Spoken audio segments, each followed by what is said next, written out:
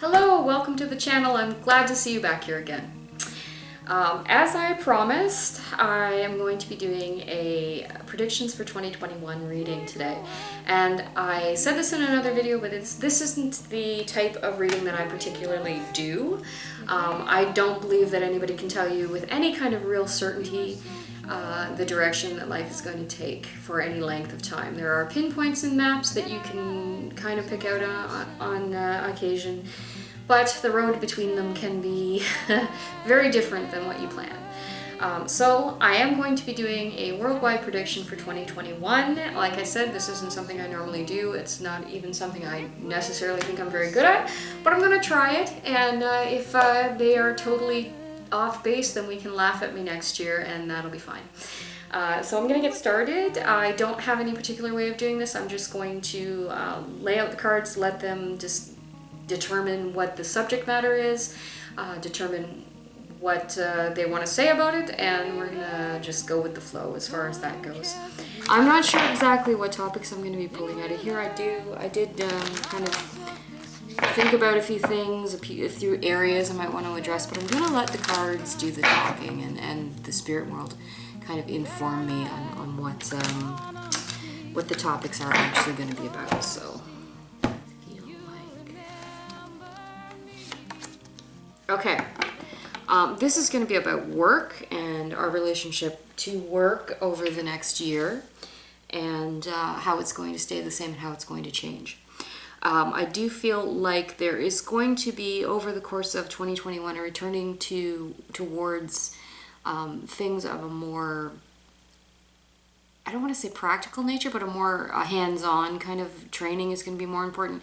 I think there is going to be more investment in things like apprenticeships, and I do think there's going to be a resurgence in the trades overall. That's going to be, I think, a trend for 2021, is people returning to more traditional trade routes. Yeah, I feel like in the past this is something that has become has become less. People have been leaving the trades. There has been a feeling of there having been a vacuum in certain trades, like mechanics, mechanical trades, masonry trades, carpentry trades, that kind of thing. The very hands-on traditional trade routes. I do think that there is going to be a resurgence in that, and a new push towards developing new apprenticeship programs across these kinds of trades. There is a feeling that in some of these trades, there are a lot of people who are in the trade and are at higher levels in the trade are looking towards retiring, and these people are leaving a vacuum in the trade. There is actually positivity around this. There's a lot of, I think there's going to be growth in the industries like the automotive industry, the construction industry, all the traditional kind of hands-on trades are going to actually be starting to enjoy a resurgence, and new programs coming into effect around them, and new enjoyment around them. And a new respect is going to start to open up around traditional work, which is really interesting because it's not what I expected.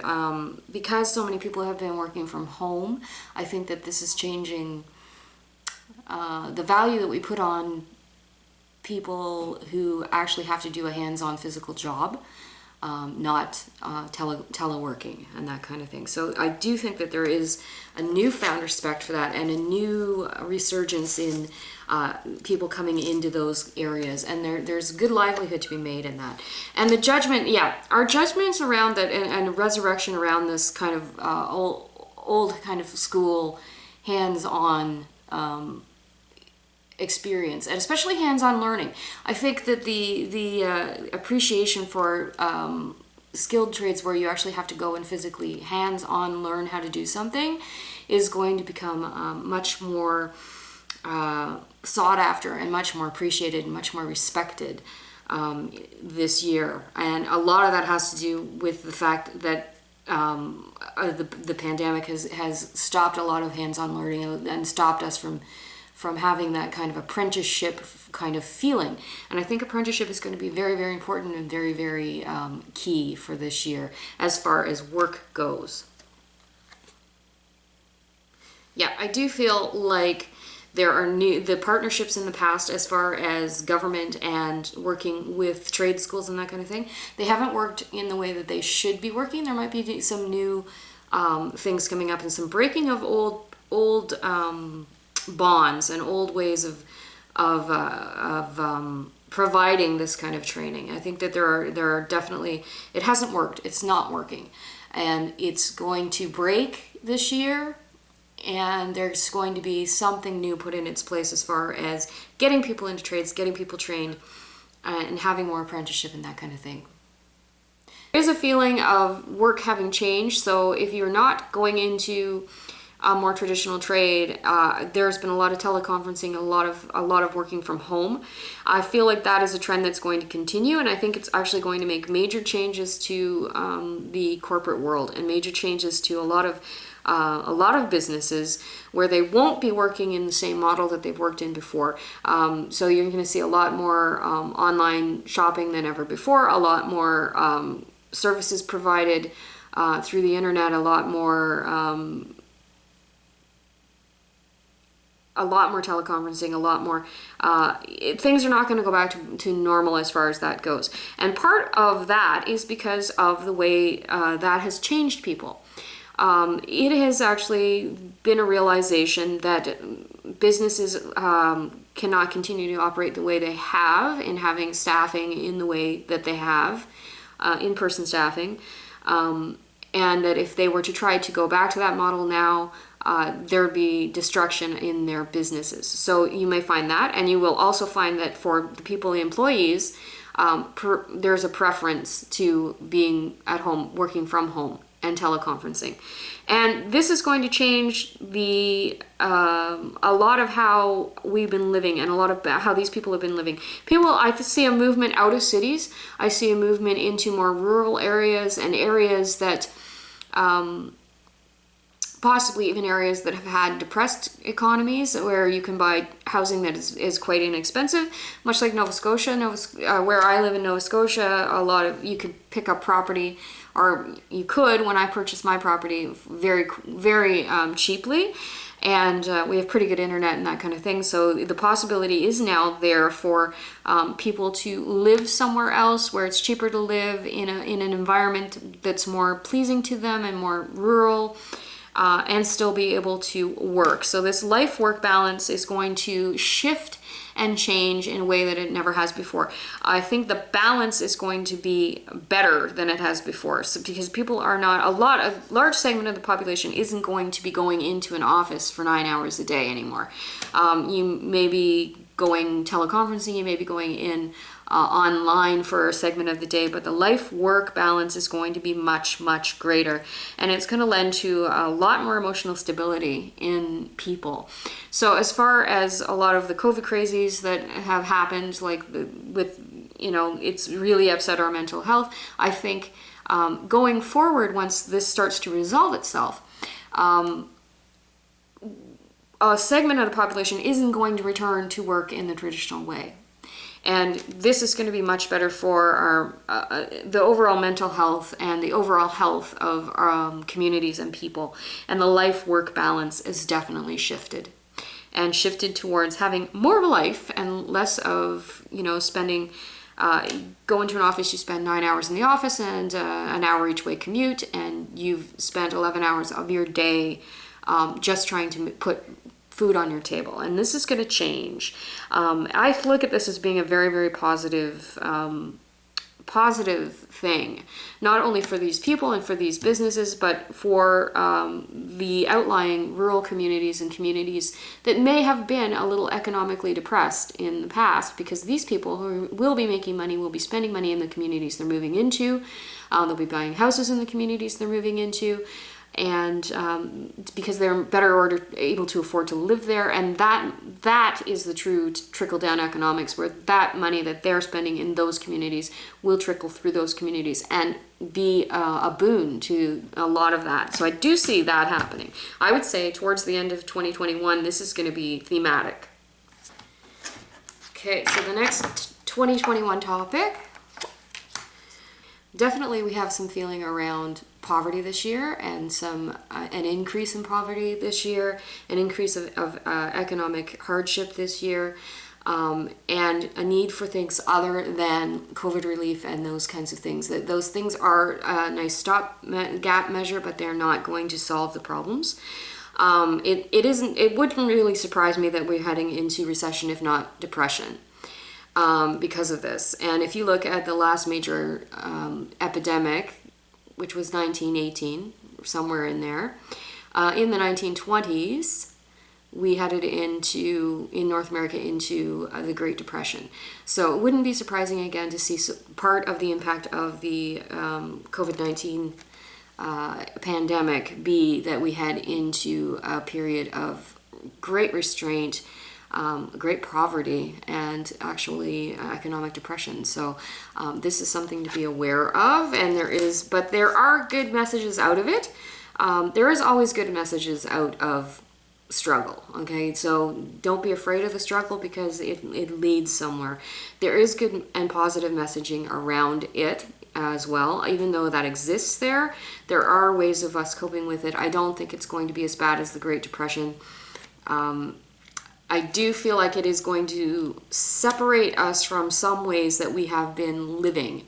So a lot of people throughout the last few decades have been living beyond their means. A lot of people have been living on their credit. A lot of people live hand to mouth. A lot of people overextend themselves quite a bit, and there's always that keeping up with the Joneses. I think thrift is going to become very important, where we're leaving behind part of that materialistic sentiment and part of that materialistic way of living, and returning to a more structured, more tightening the belt. We're tightening the belt.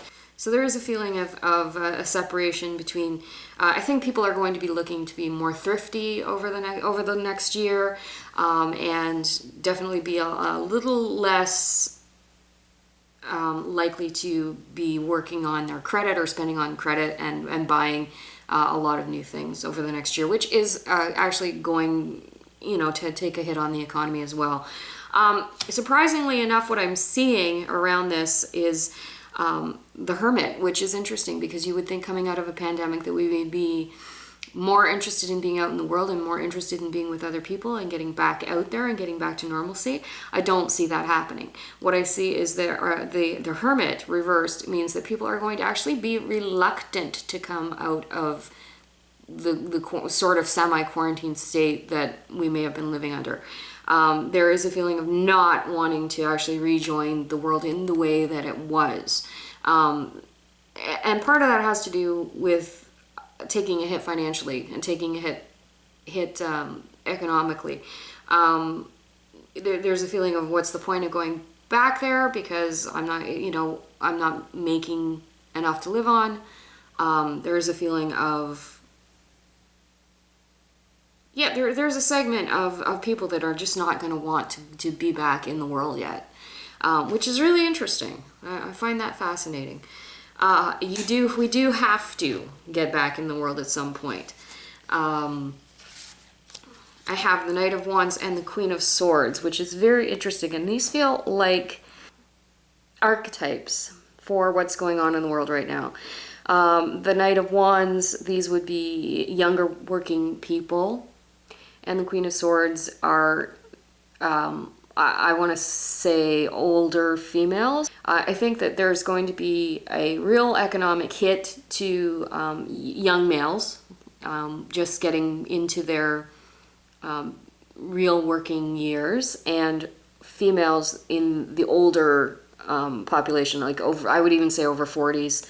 I think the economic hit for those people are going to be pretty broad, actually. I feel like there's a lot of, I think that the young men are going to take a hit and the young people, I wouldn't say this is necessarily men, but this is definitely younger people, because they don't have this wealth of experience that people in their 30s have, like later 20s, 30s into mid 30s up to 40, early 40s, because they don't have a lot of the experience that those people have. When businesses take economic hits, these are going to be the people that are left out in the cold.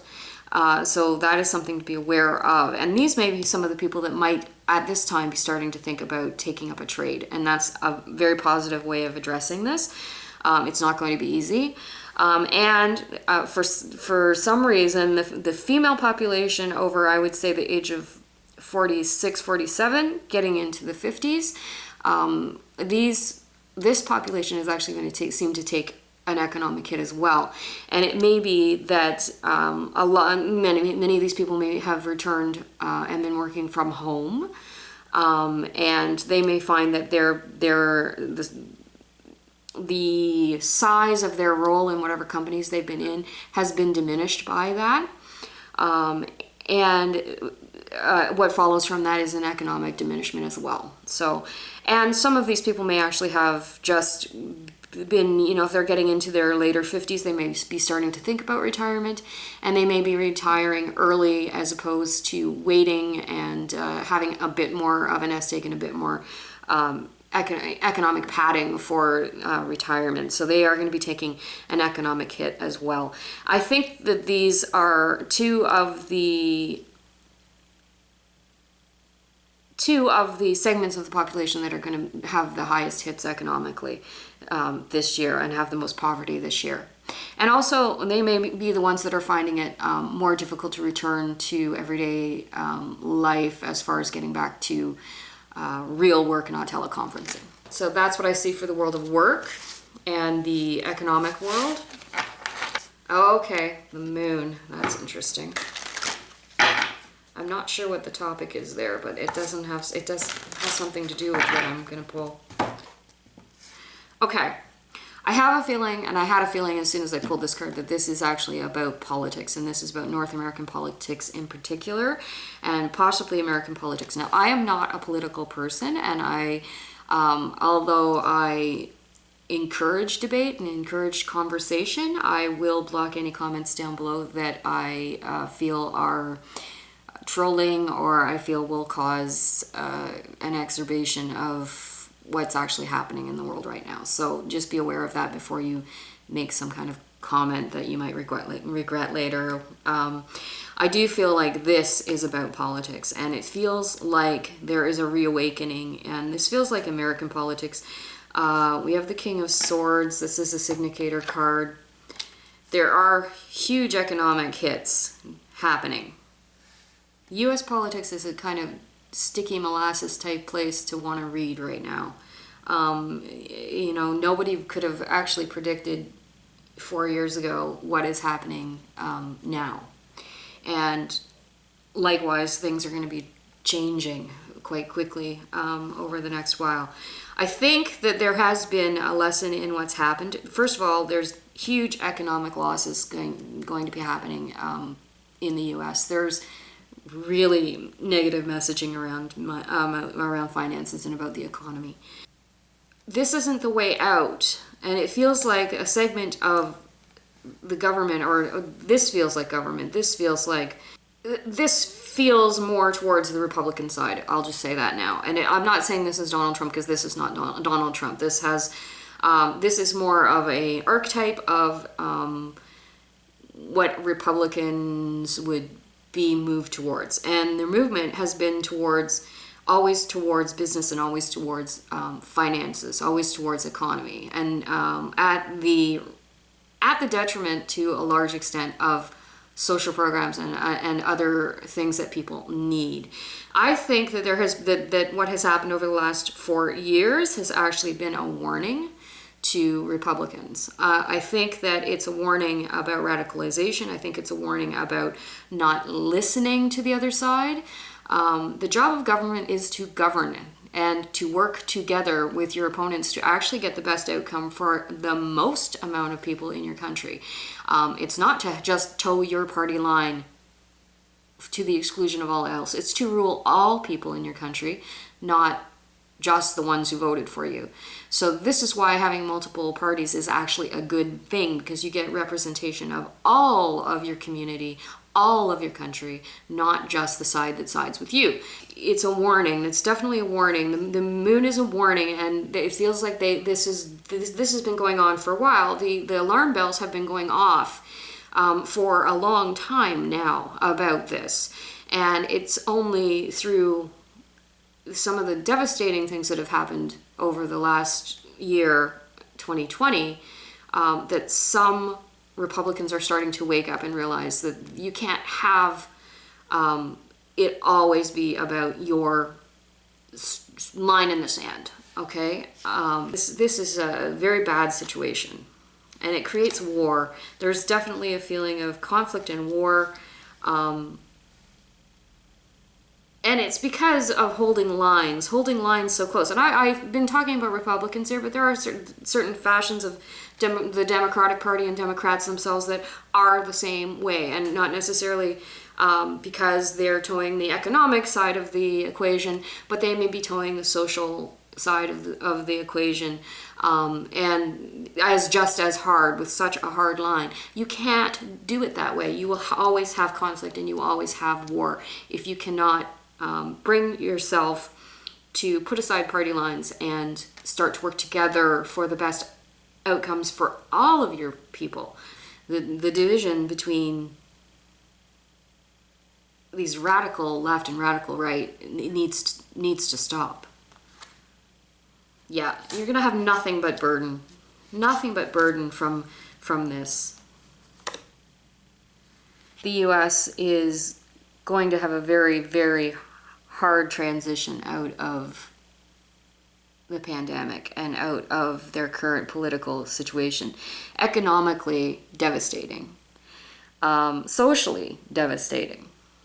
And it's because of this clinging to wealth, this clinging to the ideas behind patriarchy, the clinging to the ideas behind whatever far right, far left paradigm you want to cling to. That needs to stop. It needs to stop. Definitely say that there's a lot of rebuilding that's going to have to happen, and if things are going to improve. But for January and for this year, it feels like the economy is going to not be doing well. It doesn't. It feels bad. Strong personalities that come out of it. The King of Swords is this is a political figure. King of Swords is somebody with a very sharp, intuitive mind, very well-spoken, very very down to earth, and very able to cut through a lot of bullshit. So watch for this political figure. I'm not sure who he is. I don't feel like this is Joe Biden. I do feel like this is someone else. And the thing about it is, even though all of this is going on, all of this mess is going on, the world is watching. The world is still watching. And I feel like at the end of by the end of 2021, the world is going to be much more open to America than it has been, and the opinion of America is going to start to change again. I think that a lot of places in the world have had a negative experience of what America has been for the last few years, and I think it's time to start to rebuild some of the reputation and some of the really good things about America that have always been there. And I believe that this can be done, and I think it will be done. I think the world is going to I think the world is looking to America to set an example of putting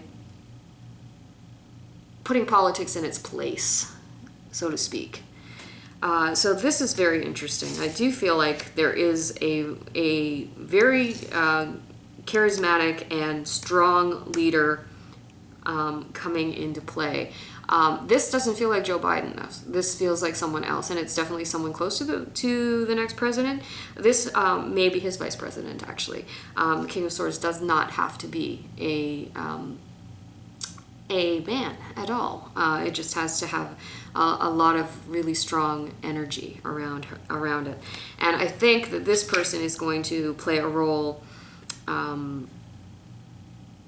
in getting back in sync with the rest of the world and being more of a world, more of a diplomat, definitely, 100%, but a strong diplomat. So it's somebody who isn't going to cave to any kind of pressure from outside, but it's definitely someone who is going to play a much more democratic and present America in a way that is proper and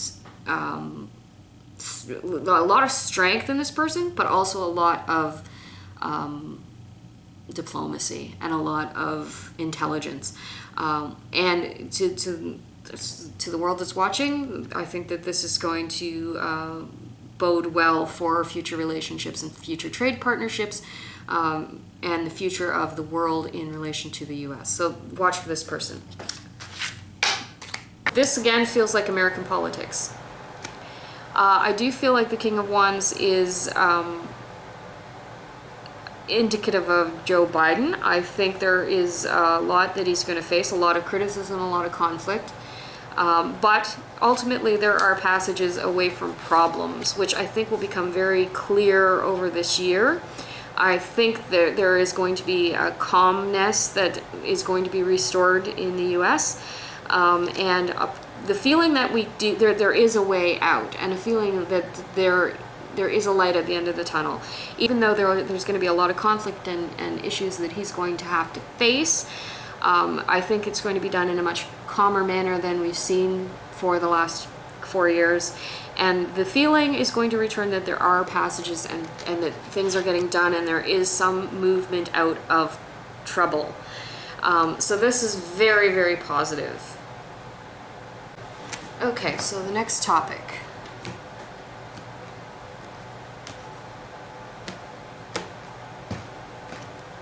And hopefully it's a little lighter than the last one, or the last few. Okay, not lighter at all. Okay, this feels like this is definitely a significator of illness and sickness, and this feels like this may be related to COVID-19 and the pandemic. It does feel like there are rollouts and things that are happening. Definitely we obviously have the inoculation coming out. We have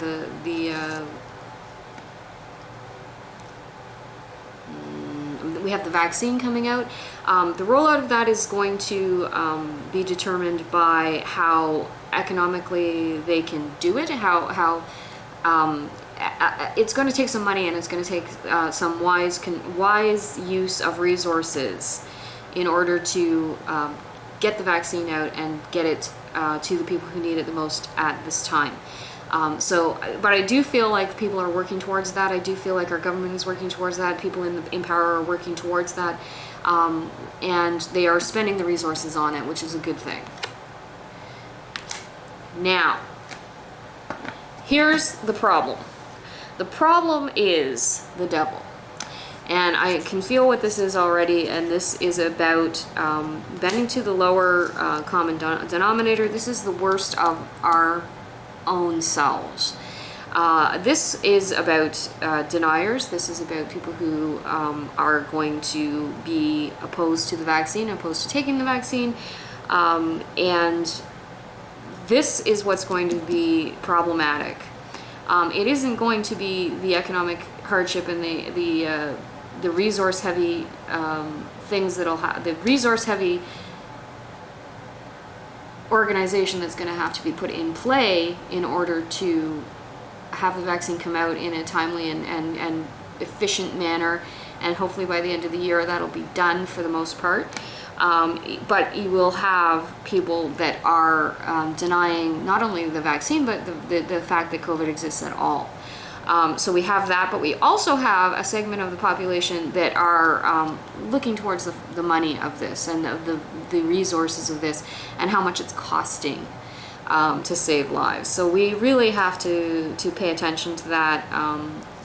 That's going to happen. There are going to be people who do not want to spend the money to have the rollout happen, and it's in the most efficient way. I don't see it as being an overwhelming problem, because I do feel like the powers that be are using have very strong resources, a very strong vision. There will be segments of the country where this falls through, of course, because it's not a cohesive thing, and this applies, I believe this applies to the US as well. Definitely feels Canadian too, but North American overall. There is a feeling of they're very strong people going to be in charge of this. They're for the most part, good plans will be coming to get vaccine out to people. But you do have those naysayers, the deniers, and the people who just want to look at the financial end of it and the economic end of it. Also have a segment of the population that feel like this is a strong arm tactic. I don't believe that it is. I believe that these people are doing this for a legitimate reason, that there's legitimate illness going on, and that this needs to be done.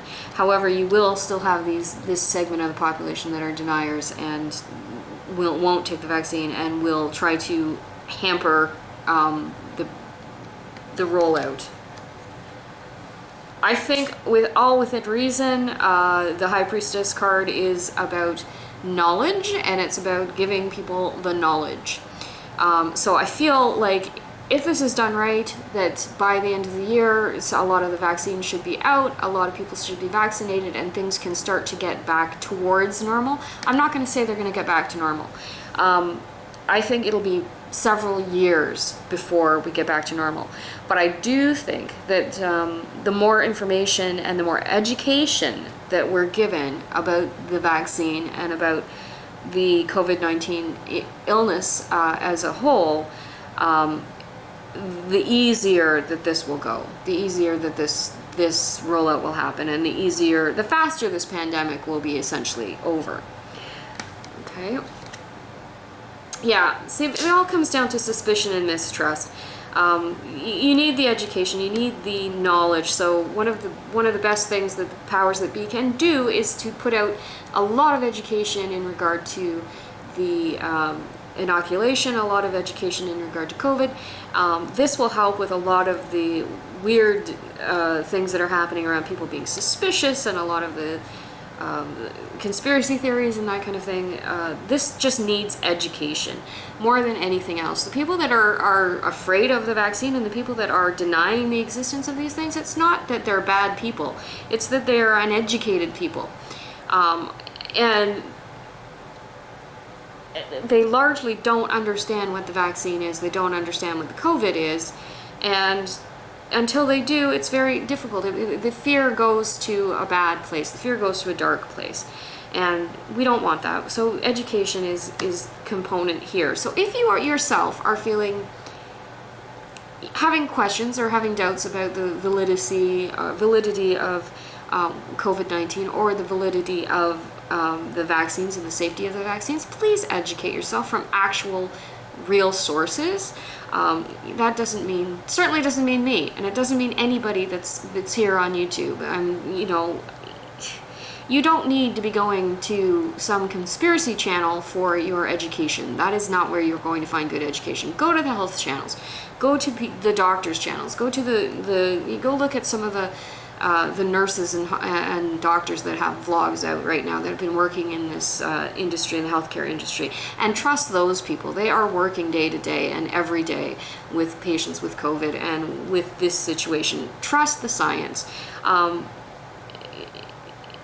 It may be difficult to do for some, but you have to you have to understand the limits of your own understanding. If you're not a scientist, don't try to be a scientist. Don't pretend to be a scientist, because you're not, okay? So trust the people that are. Trust in the science and educate yourself. So that's the best thing I can say about COVID. I do feel like towards the end of 2021, things are not going to be 100% back to normal. but I do feel like we'll be getting there, especially with furtherance of education and putting some resources into the education around it will definitely help the situation. It's going to take a few years. We are not going to be back to 100% normal by the end of this year. Okay, interesting. I'm not 100% sure what this is about. Okay, this feels like it's about the entertainment industry. I'm getting a sense of the entertainment industry around it. The feeling is the gig economy that has faltered and failed so much this year. So that's people like musicians and those kinds of people that work on kind of a contract basis or a gig basis. This has been a really, really hard year for them. And there's a lot of people that are going to be leaving these industries because of that. I feel like over 2021, some of these people are going to be facing choices that they have to leave behind this kind of, this part of what they were doing as a living, okay? Doesn't mean that they're leaving behind their passion for their art or their craft, but they feel, there's a feeling of working really hard and trying and not having it be economically feasible to stay in this industry anymore, and feeling like you took a leap of faith with it, feeling like, and these kinds of gig economy things, they are always a leap of faith because you have only yourself to depend on. You're only as good as your last show, you're only as good as your last movie, you're only as good as your last opportunity. So everything is a risk, and this hasn't been a good year for taking risks as far as that goes. So there's a lot of suffering in the gig economy. I do feel that a lot of people will be leaving these industries, and trying to return to a more traditional way of supporting themselves. Which may go back to that other reading around apprenticeship and a return to traditional trade. So some of these people might be actually looking at getting into the trade. Some of these people might be returning to more traditional jobs. Okay, so this card came up, and it came up with a very strong impression that towards the end of, this is an interesting thing, but it feels like towards the end of 2021, we're going to see an uptick in pregnancy and an uptick in people choosing to start to have children as we come through the pandemic and get closer to normalcy. So there does feel like it's almost like a little mini baby boom that might be happening towards the end of this year and into next year and into actually following year. So that's something to watch for. I think the focus for a lot of people coming through into 2021 is going to be charity. I think giving is going to be on trend. I think a lot of that comes from a sense of loneliness and isolation that we've been going through, and a sense of charity and giving back to community is a way to start to reconnect with your community. And I think community is going to become very important. Smaller communities in particular, there's a sense of returning to charity, returning to helping others, and returning to being more connected in actual communities. And a lot of that has to do with this feeling of isolation and loneliness that a lot of people have experienced over the last year, coupled with the fact that we're going to be going through a lot of economic hardship over the next year and a half, 2 years. Definitely by the end of this year, you're going to see a lot of that, a lot more of that. So charity is going to become very on trend. This definitely feels very much about entertainment. It's a new beginning. Ace of Wands are about new beginnings, new projects, new things. And so towards the end of this year, you're going to start to see a lot of returning to the arts of entertainment, arts and entertainment, and movie making and that kind of thing.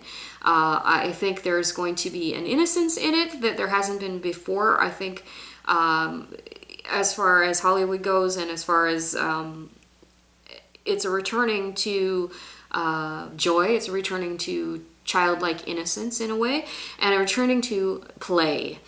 I don't feel like we've had a lot of play over the last few years, and there is a returning to it.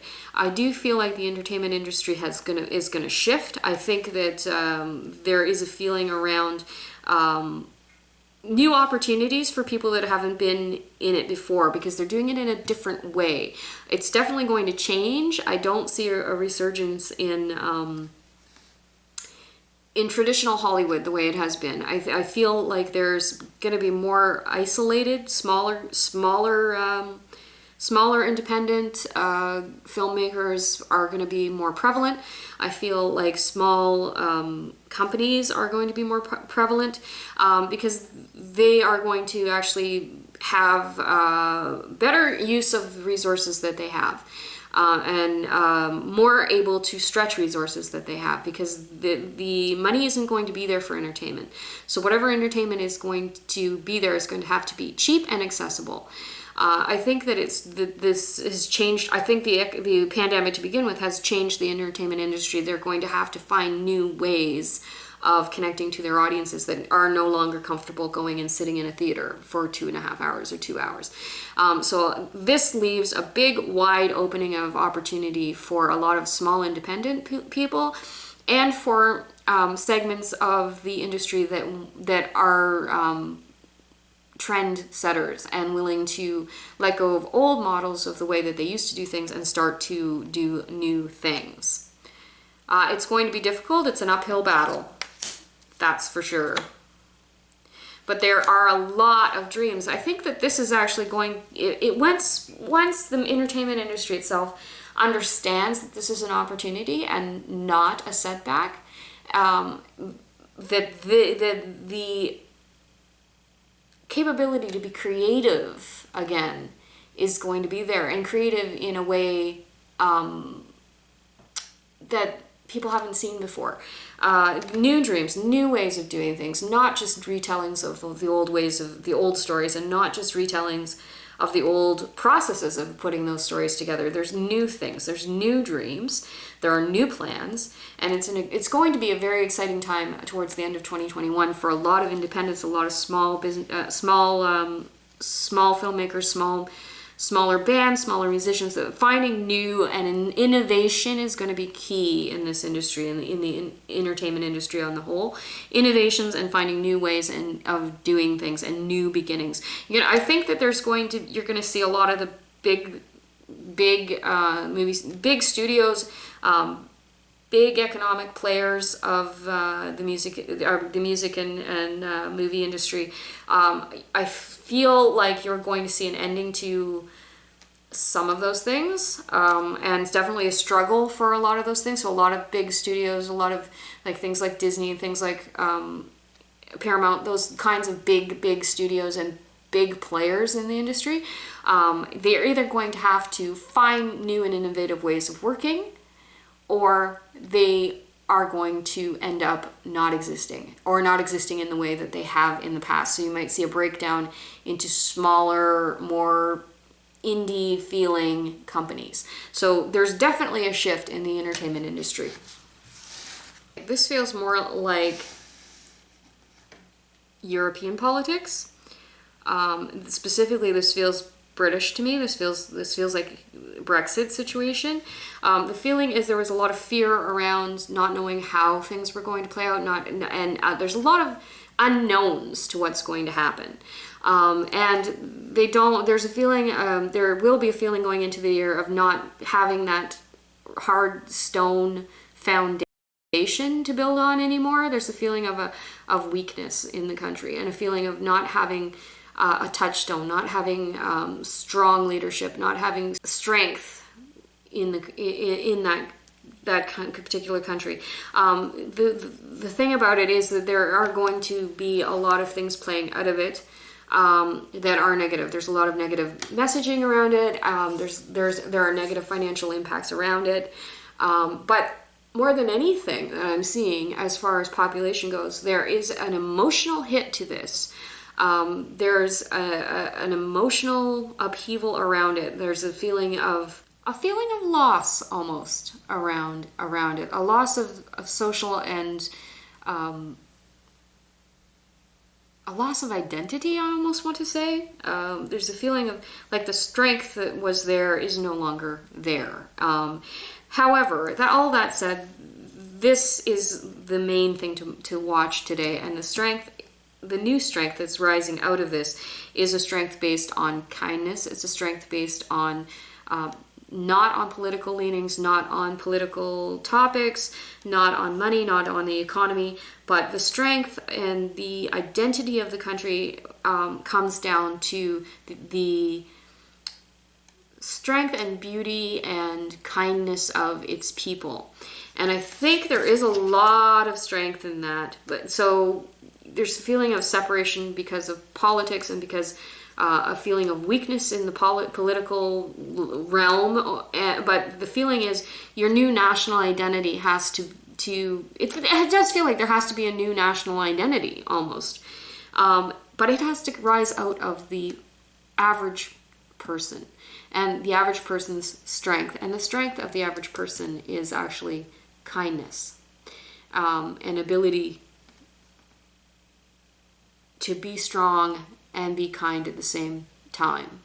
So the iron fist inside the velvet glove kind of idea.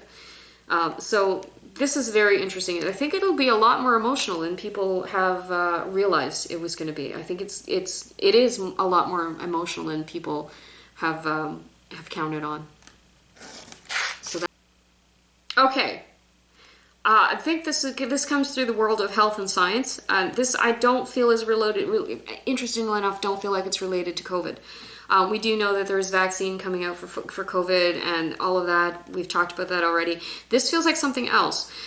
This feels like an ongoing failure. There's something that's happened scientifically where they've been working on something for a long time, and there's been many, many, many failures of it. And many times they've made small advances, but it's always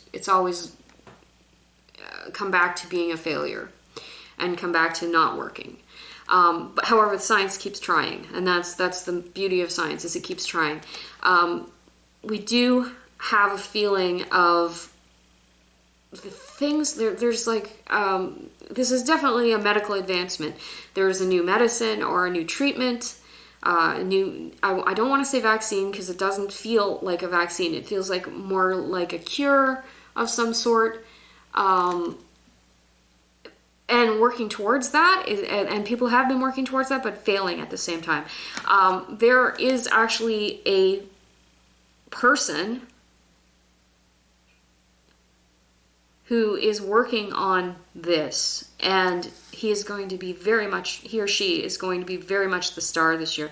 There's feeling like there's a new development of a new vaccine, it's not a vaccine, new treatment or cure for some disease. Now, I'm not going to say which one it is because I don't know, but there's definitely a huge advancement towards a cure for a particularly prevalent disease in our society, which is great. I'm hoping it's cancer, but I can't say because I'm not seeing that, and I'm not going to lie to you.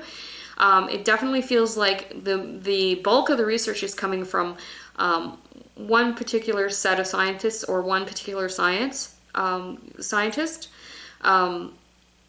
And the feeling of,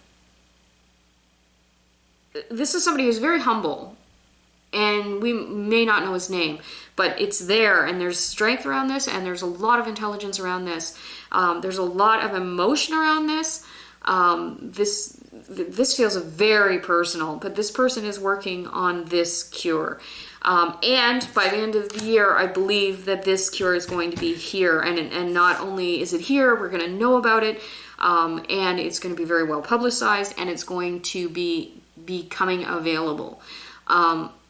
This is amazing. This feels really good. This does not feel like COVID. This feels like something else. I'm hoping I'm right. But there's definitely huge messaging around an advancement or a cure or a treatment for a very serious disease this year. So I'm looking forward to that. See, it's not all bad news.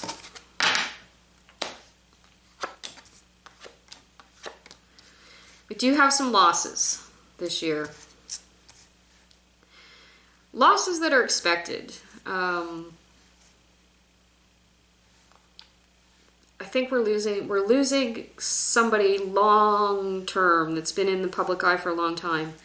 There's a strong emotional connection to childhood with this person. So this may be someone in the entertainment industry who's been in the entertainment industry for a long time. It doesn't feel like politics. Definitely feels like more of an emotional connection. They feel like family, whoever this is, and they've been very involved in charity and very involved in their, giving. They are a very giving person, but it's their time. It feels like this is an expected, not necessarily expected, but it's not going to be surprising to anyone. It definitely feels like this is somebody that's older. They just are coming into the realization it's their time. It's their time to go. Definitely feels like an industry person, like a entertainment industry person. I'm not getting a lot on it, but I won't be. I don't feel like this is. Whoa, what am I getting?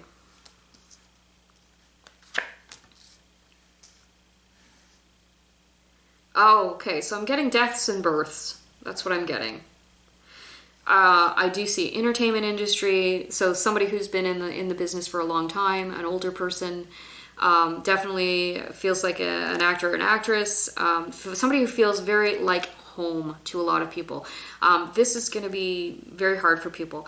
On the other end of that spectrum, there is a younger person as well involved in the entertainment industry. It doesn't feel like... I'm not 100% sure on which segment of the industry, whether it's music or whether it's something else, but I don't feel... It doesn't feel like an actor or an actress, but there's definitely some younger person that's unexpected, and it's going to come as a shock to a lot of people. So there are two major entertainment industry deaths this year that I will be aware of. One who's older, who's been in our lives for many, many years, and one who is young and unexpected. Okay, births. Interesting. This feels also like, honestly, it's hard to say with births and deaths who I'm getting and what segment of the population I'm getting, or the reading I'm getting. This does feel like a worldwide personality, and there is news or rumor of a new pregnancy. I believe this might... Yeah, it's definitely somebody who's had a lot of loss in the last year, a lot going on there. Misuse of power. Okay, I'm going to take a wild shot in the dark with this one, because I'm really not into specific type of readings. But I believe this might be about Harry and Meghan, and I think that there might be a pregnancy or a rumor of a pregnancy this year. And a lot of that stems out of the dissatisfaction of how things have gone in their lives, and kind of a reconnecting and a redirecting of energies into their own family. And there is a feeling of definitely feeling... I think there's either, if not a pregnancy, then at least a rumor of a pregnancy this year. Wild stab in the dark. We'll see how we laugh at me next year. Yeah. Okay. This feels like this is a sociologically based reading right here, what I'm getting. This feels like it's related to the LGBTQ community. It feels like the Wheel of Fortune is turning, and in some places there you're going to be finding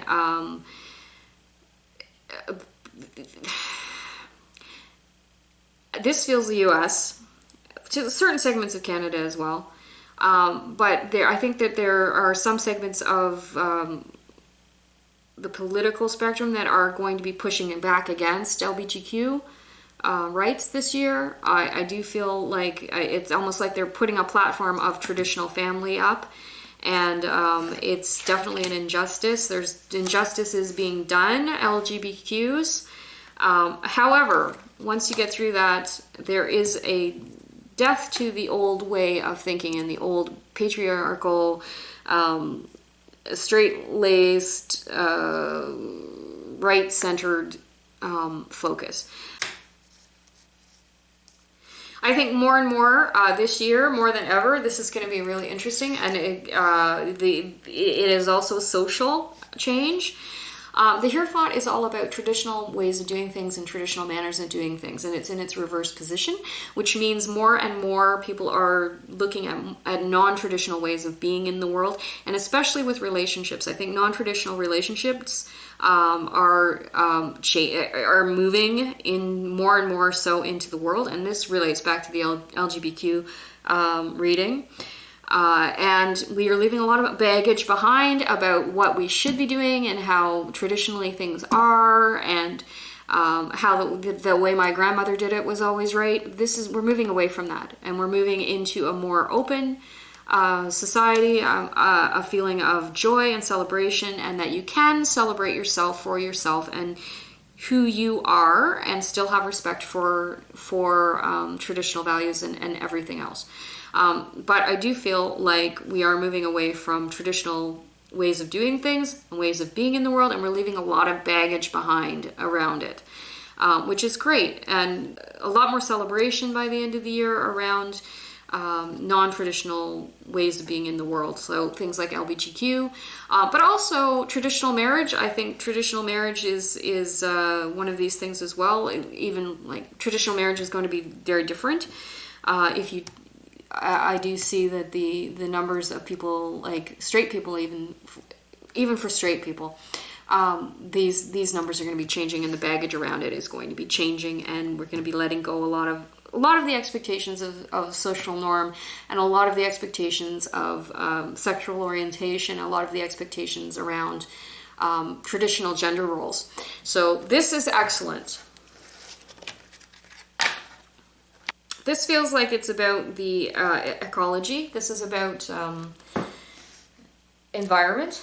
There's been a lot of conflict between people who are in denial about what's happening to our environment, and I think that this is moving into the past. A lot of that had to do with wealth, and a lot of that had to do with what people think resources are for. Resources are to be used, not to be hoarded. And I think that this is something that is changing. There are resources there to help things happen, and a lot of things that could be happening for our environment and to improve our environment and to improve the health of our planet haven't been happening because of people hanging on to their wealth and feeling like money was the most important thing. Money is a resource. Money is to be used. If money isn't used, it's just paper. It doesn't mean anything. And I think that is going to become more of a mindset over the year of over 2021. I think we're moving more into the Queen of Wands sphere of influence, and the Queen of Wands is all about connection to the earth. It's connection to animals. It's connection to earth wisdom, and a connection to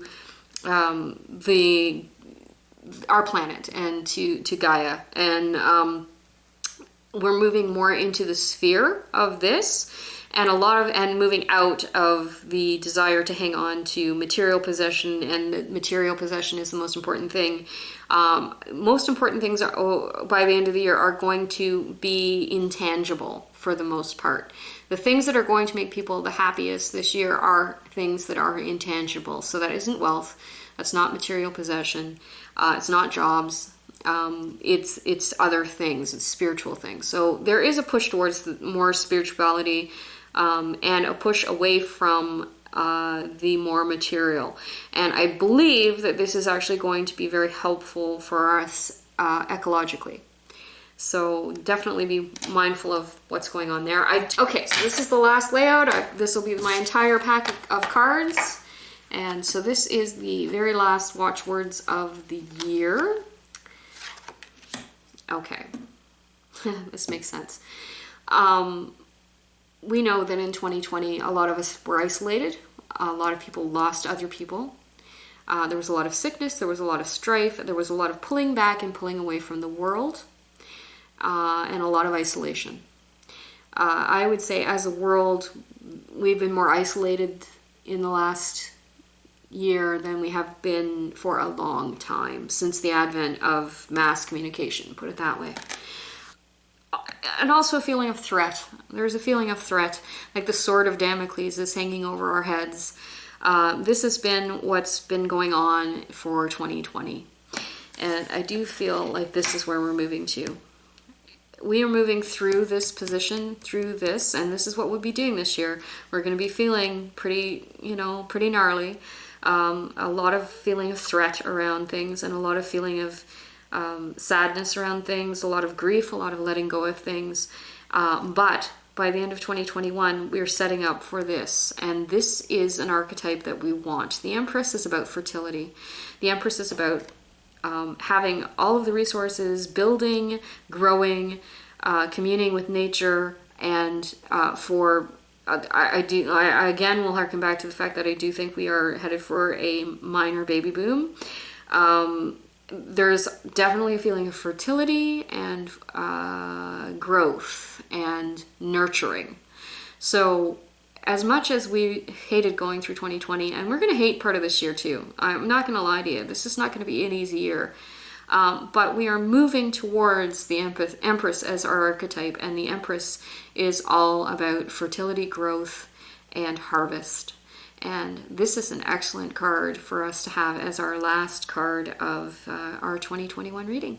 So I hope you enjoyed the reading. So embrace the Empress energy whenever you find her. I am going to do one Tikiashi card for the year. It's the one thing we should focus on for the year 2021 in our personal lives that will help us and help us get more of what we want, get more of what we need. So I'm going to pull one card. Treasure.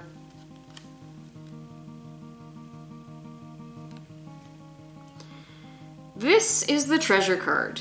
Your life has purpose and meaning that you can value and treasure. It is time to acknowledge your dreams. Listen to your heart, discover what you really want. Be prepared to do what it takes to follow your heart, and you will find your treasure. So I can't think of a more appropriate sentiment to end this reading on. So thanks for sticking around for the predictions for 2021. Again, they were pretty broad brush and pretty general, but I don't like to get into specifics because, like I said, I don't believe that you can have a great amount of accuracy, and I don't want to guess. I never want to tell you lies if I can help it. If I'm off base, then we will laugh at me next year, but it was a fun, interesting experiment, and I'm looking forward to your thoughts and feelings on it and seeing how this year actually plays out. So I hope that you're having a good year so far. If you're in the States, my thoughts and prayers are with you. And in the meantime, until next time, don't be afraid of the things that go bump in the night, because they're there in the light too.